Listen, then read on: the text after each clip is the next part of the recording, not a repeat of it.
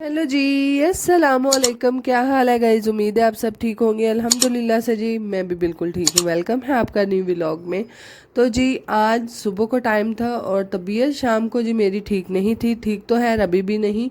बहरहाल जी सुबह जो है उठ के सबसे पहले मैंने बर्तन धोए, साथ साथ मदानी लगाई और घी के लिए जो कि अभी मेरी चल रही है, और साथ साथ मैं बर्तन वॉश कर रही हूँ क्योंकि शाम में मैंने नहीं किए थे। और मैं हमेशा से जब बच्चों को एक टाइम एक तरतीब से अपना हिसाब किताब बना लेती हूँ ना, यानी कि इस तरह मैंने काम करने हैं तो फिर मैं शाम में ही बर्तन धो लेती हूँ। तो खैर आज तबीयत नहीं ठीक थी तो इसलिए अभी तक मेरे बर्तन पड़े हुए थे। तो बच्चों को जी उठाया, उठाने के बाद यूनिफॉर्म शाम में ही प्रेस कर दिए होते हैं, बच्चे तैयार हो रहे थे और यहाँ पर मैं धो रही हूँ अपने बर्तन। और साथ साथ ये भी टेंशन होती है कि बच्चों को सुबह खाना यानी कि नाश्ता वगैरह बना के देना, तो इसलिए ये जितने भी काम है इस तरह के ये शाम में ही कर लिए जाए। बहरहाल जी ये सारी चीज़ें कभी कभार आपसे मैनेज नहीं होती, यानी कि सुबह से लेकर शाम तक अगर एक औरत काम कर रही है तो जाहिर है वो भी इंसान है, वो भी कभी कभार जो है वो बीमार हो ही जाती है। तो आज जी मेरा भी वही हिसाब था। और ख़ास तौर पे जब घर में कोई हेल्प करने वाला हो ना, यानी कि अगर आपकी फैमिली थोड़ी बड़ी है तो फिर तो नो इशू, कोई भी मैनेज कर सकता है आपके कामों को। बहरहाल जब आपको नज़र आ रहा हो कि सारा घर आपके ही ऊपर है तो फिर आपको जी हिम्मत जुटा के उठना पड़ता ही है। तो इसीलिए मैं कहती हूँ ये जो हमें माएँ बचपन में कहती है ना कि अगले घर चलो दिया तो तुम्हें पता लगेगा, यकीन करो वाकई पता लगता है। क्योंकि ना चाहते हुए भी बंदे को उठना पड़ता है अपने बच्चों के लिए, अपनी फैमिली के लिए, अपने घर के लिए। और औरत खास तौर पे जिस भी हाल में हो अपने घर को अकेला नहीं छोड़ती।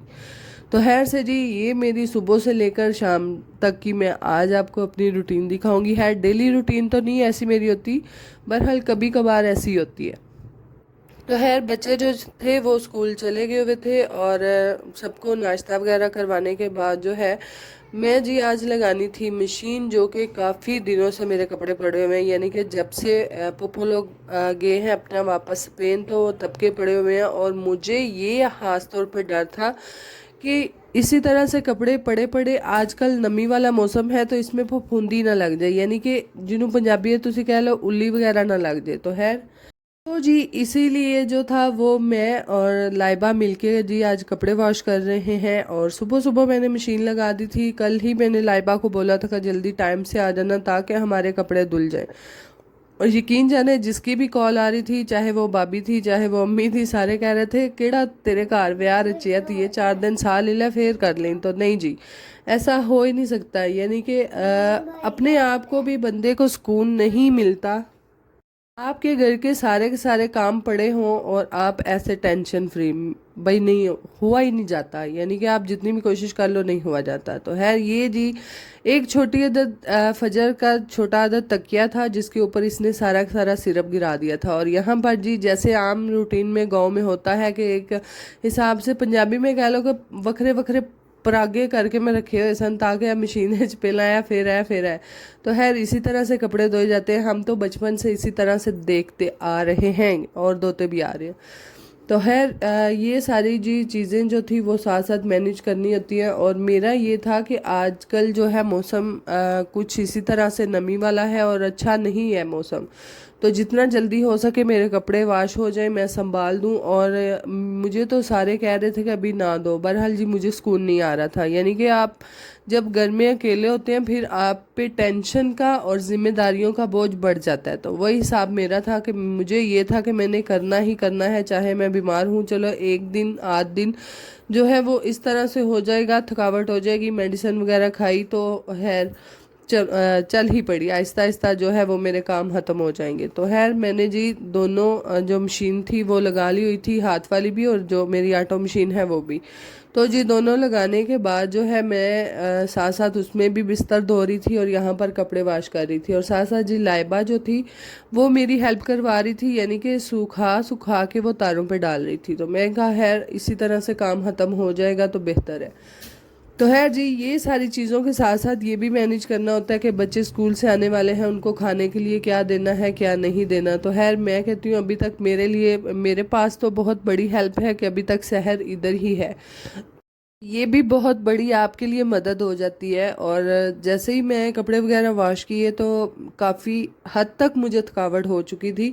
और जब बच्चे आए तो मैंने फिर सहर को बोला कि इनको रोटी वगैरह बना दो, तो खैर अभी उसे बनानी अच्छे वाली तो नहीं आती, बहरहाल जी जैसे वैसे भी थी उसने बना दी। अगर ना होती, वो अपने घर होती, तो फिर मेरे लिए वो भी ज़रा परेशानी बन जाती। तो खैर यहाँ पर जितने भी कपड़े थे वो मैंने धो लिए थे, और धोने के बाद उनको सूखने के लिए हमने डाल दिया हुआ था। और यहाँ पर मैं बार बार चेक कर रही थी कि कोई भी कपड़ा ऐसा ना रह जाए जिसमें नमी रह जाए। जब आपने कपड़ों को अच्छे से सुखा के रखना होता है तो फिर अच्छे से ही सुखा के रखना होता है। अगर उनमें नमी हो जाएगी तो फिर वो काम खराब हो जाता है, यानी कि स्मेल भी आना कपड़ों में स्टार्ट हो जाती है, और वैसे भी जी अच्छे से वो नहीं रहते। तो खैर यहाँ पर सारी चीज़ें को साथ साथ देखनी पड़ती हैं। तो खैर इसी तरह से जी मैं भी साथ साथ चेक कर रही थी, और जितने भी कपड़े सूखे हुए थे वो मैंने लाइबा को बोला था कि आप उतार के तो अंदर रख दो। तो खैर यहाँ पर जी कपड़े वगैरह वॉश करने के बाद दोपहर बच्चे आ चुके थे, उनको खाना शाना खिलाने के बाद थोड़ी देर रेस्ट किया, मेडिसिन फिर से खाई, अगेन खाई, और खा खा के यकीन करो पैड़ा हाल होया है, यानी कि हिम्मत है ही नहीं। फिर भी जी घर को अकेला नहीं छोड़ सकते, ये बड़ी बात होती है। तो है मैं जी हंडिया बनानी थी, और साथ साथ जी ये कुछ बादाम पड़े हुए थे जिनको अच्छे से, इनको भी मैंने धूप लगवाई थी, क्योंकि आजकल जितनी भी हमारे घर में दालें होती हैं या फिर इस तरह की कोई ड्राई फ्रूट्स होते हैं उनमें कीड़ा बहुत जल्दी लग जाता है। तो खैर 2 दिन से जी मैं बादाम को धूप में रख रही थी ताकि अच्छे से ये सूख जाए। और जिसे पंजाबी कह लो कि साड़ियाँ खैर मावां सन दसदियां ਹੁੰਦੀਆਂ ਸਨ ਕਿ ਅੱਜ ਕੱਲ ਦੀ ਧੁੱਪ ਇੰਨੀ ਹੁੰਦੀ ਹੈ ਨਾ ਕਿ ਜਿੰਨੇ ਵੀ ਕੀੜੇ ਹੁੰਦੇ ਨੇ ਜਿਹੜੇ दाल वगैरह लगते हैं उन्होंने दंद खट्टे हो जाते हैं, यानी कि अगर खट्टे हो जाएंगे तो वो फिर आपकी दालों और इस तरह के ड्राई फ्रूट्स को नुकसान नहीं पहुंचा सकते। तो खैर यहाँ पर वो मैंने बोतल के अंदर डलवा दिए थे ताकि अच्छे से उनको मैं जो है एयर टाइट बंद करके तो रख दूँ। तो खैर यहाँ पर साथ साथ मैं गोभी का सालन बना रही हूँ। और यकीन जाने आजकल तो मुझे ये एक चीज़ नहीं समझ आती कि हमने बनाना क्या है और पकाना क्या है, यानी कि सब्ज़ी की ही नहीं समझ आती। और बहुत ही एक ऊपर से अजीब ही टेस्ट होता है आजकल, ख़ास तौर पे गोभी, जिसका मुझे तो खैर कोई टेस्ट नहीं, शाम में भी मैंने खाई मुझे कोई टेस्ट नहीं फील हुआ। तो ये पता नहीं अब मेरे बुखार की वजह से है या फिर वैसे ही आजकल टेस्ट नहीं है, बेमौसमी सब्ज़ी उसका कोई मज़ा नहीं। तो खैर यहाँ पर मौसम जो था वो बारिश वाला बन रहा था, यानी कि अब बादल बादल थे।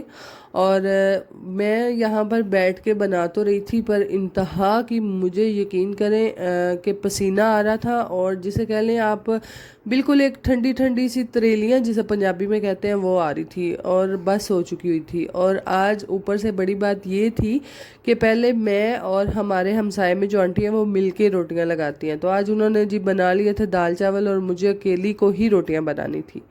और इसी तरह से ये सारा मैनेज करना बहुत मुश्किल होता है, ख़ास तौर पे तब जब आपकी तबीयत ना ठीक हो।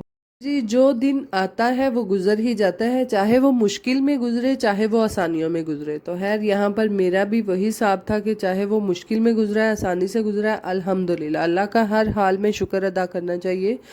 और जी यहाँ पर लाइटें थी जो कि बच्चे जो थे वो कह रहे थे कि मामा एक तो हमने जला दी है, दूसरी आप जला दें। तो खैर ये जी थ्रीशू के अंदर मैंने तारे वगैरह लगा दी हुई थी और उसको मैं जलाने लगी हूँ। और ये छोटे छोटे काम जो होते हैं ना, ये करने को तो आपके कोई भी बच्चा कर सकता है, बहरहाल जी लाइट वाला तो ख़ास तौर पे बच्चों से नहीं करवाना चाहिए। यानी कि मेरी प्रॉपर साथ साथ जी मोहम्मद जो था वो हेल्प करवा रहा था, सारी चीज़ें दे रहा था, उठा रहा था, और ख़ास तौर ऐसा जी कर रहा था कि आप रहने दें, मैं आंटी को बुला लाता हूँ, वो आपको रोटियां लगा देती हैं। तो मैं उसे मना कर रही थी कि नहीं बेटा ऐसे नहीं करते, रोज़ रोज़ किसी को तंग नहीं करना चाहिए।